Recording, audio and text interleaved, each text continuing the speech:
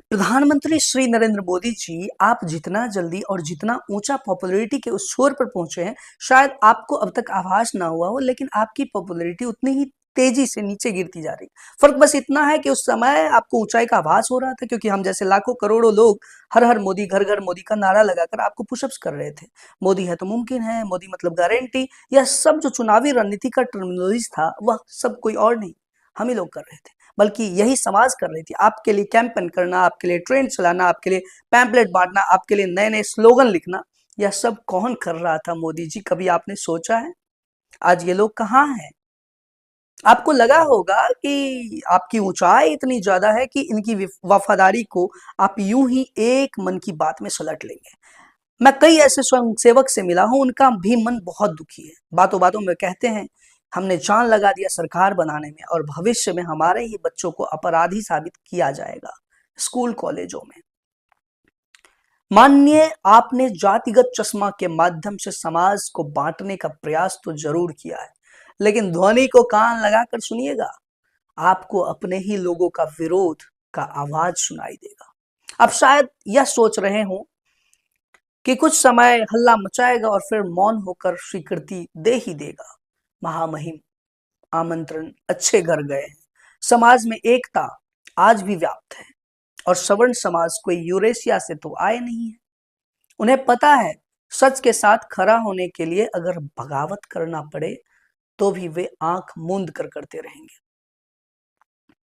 आपको भाजपा के माध्यम से सफलता के इस ऊंचाई तक पहुंचाने के लिए सवर्ण समाज का एक लंबा संघर्ष लगा है।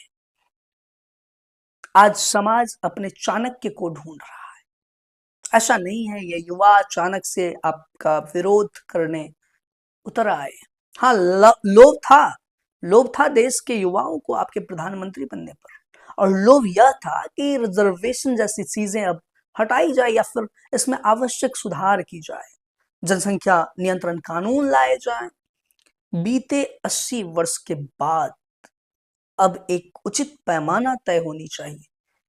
यही सब जो युवा थे उनको आपसे लोभ था। जिन सवर्णों को जन्मजात अपराधी इतिहास के किसी कालखंड में जाने अनजाने में कभी तय कर दिया गया, क्या आज भी वह परंपरा बना रहे?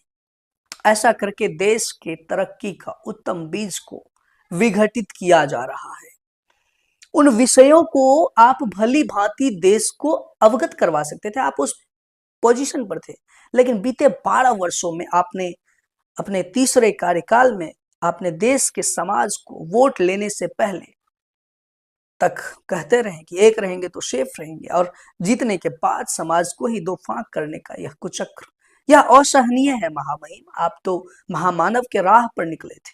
देश की जनता आपको आधुनिक भारत का विश्वकर्मा का दर्जा देने लगे थे, लेकिन शायद आपको अपने आप पर पूरा भरोसा रहा होगा कि आप जो बोलेंगे समाज के लिए यह खींची लकीरें होंगी। आदरणीय, आपने तो पूर्व प्रधानमंत्री श्री अटल बिहारी वाजपेयी जी के सानिध्य में अपनी राजनीतिक यात्रा को आत्मसात किया है। क्या आपके साथ भी जातिगत भेदभाव होता था? देश के अधिकांश सवर्ण विरोधी लोगों को तो यह भी नहीं पता कि जिस अंबेडकर का नाम लेकर भारतीय राजनेता रोज दिन रोटी सेकते हैं या फिर आपके साथ छल करते हैं, वह अंबेडकर टाइटल भी ब्राह्मण का ही दिया हुआ है। आपकी ऊंचाई देख हमें गौरवान्वित होता रहा, लेकिन आपने जिस प्रकार से जातिवादी मानसिकता को बढ़ावा देने के लिए यूजीसी के नए नियमों पर मौन रहा, कुछ शब्द नहीं बोला, देश के युवाओं को जातिगत आरक्षण हटाने के लिए प्रेरित नहीं किया, यह सब कुछ सवर्ण समाज को कहीं ना कहीं बहुत ही पीड़ा दिया है। क्या पता लोग यह मानते हो कि आरक्षण हटने से सवर्ण को फायदा होगा। दरअसल आरक्षण हटने से उनका ही फायदा होगा जिन्हें लाभ देने के नाम पर वोट बैंकिंग का सौदा किया जाता रहा है।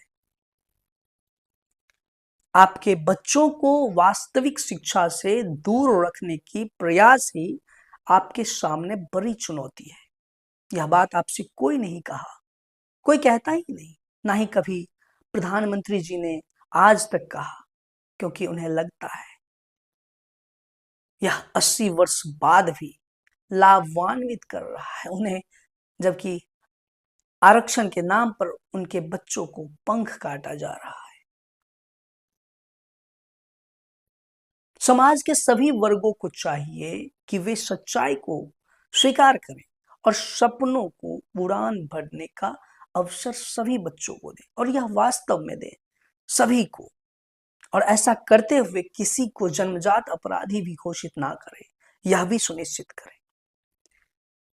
अब आप लोग इस विषय में किस नजरिया से देखते हैं, यह तो आपकी समझ है, आपकी राय है, और आपकी राय हमें भी जानना चाहिए।